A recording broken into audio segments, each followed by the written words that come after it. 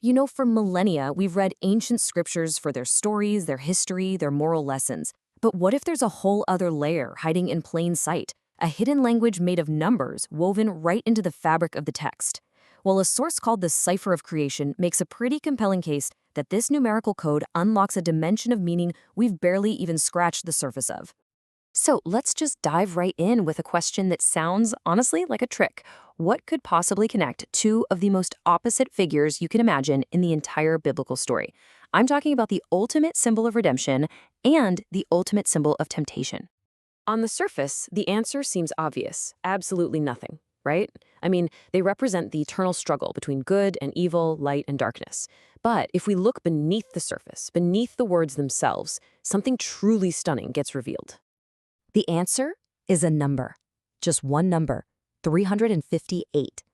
You see, in the original Hebrew, the word for Messiah, Mashiach, and the word for serpent, Nahash, well, they both add up to that exact same value. Now, this isn't just a wild coincidence or some clever word game.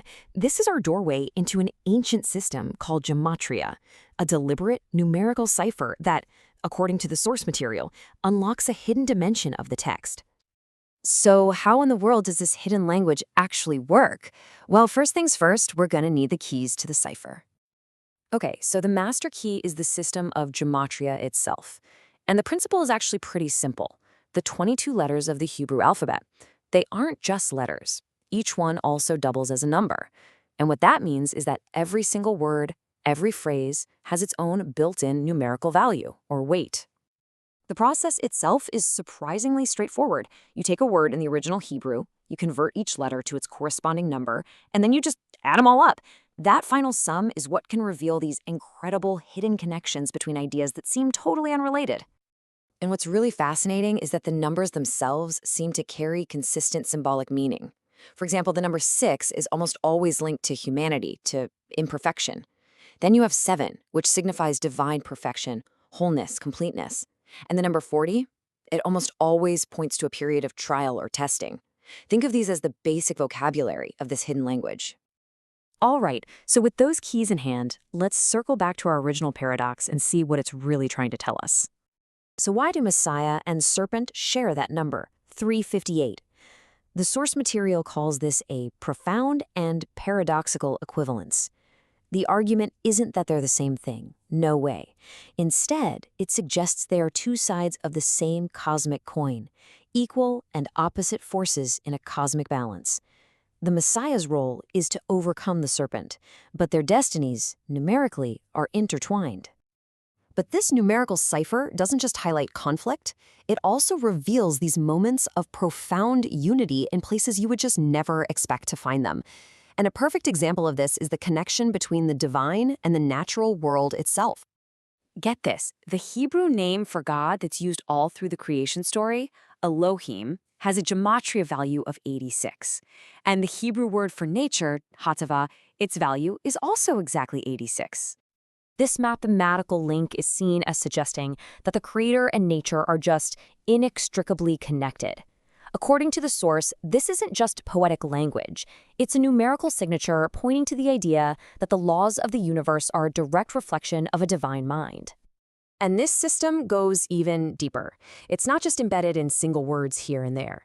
Proponents of this idea argue it's encoded into the very structure of the text itself, starting from the very first sentence. So let's look at probably the most famous example out there. Genesis 1:1. In the beginning, God created the heavens and the earth. In the original Hebrew, this foundational verse contains exactly 7 words. Now remember our key. 7 is the number of divine perfection and completeness. What a fitting start for the story of creation, which of course unfolds over 7 days. And it keeps going. Those 7 words, they're made up of exactly 28 letters. And 28, well, that's 4 times 7, just reinforcing this pattern of divine completeness. But the real stunner, the thing that really gets people, is the total value of the entire verse. When you add up the gematria value of all 28 letters in that very first verse, you get a grand total of 2,701. Now, at first glance, that just seems like a big random number, but it's not. Not at all.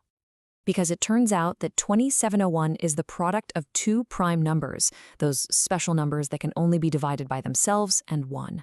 And those numbers are 37 and 73. And this breakdown, this is what the source considers a kind of divine signature. And this is where it gets really remarkable. The number 73, that's the numerical value for the Hebrew word chokmah, which means wisdom. And the other factor, 37, is also a prime number deeply significant in many of these analyses. So, the mathematical DNA of the very first verse of the Bible appears to spell out divine wisdom. So we've seen how this numerical layer can work, and it's pretty mind-bending.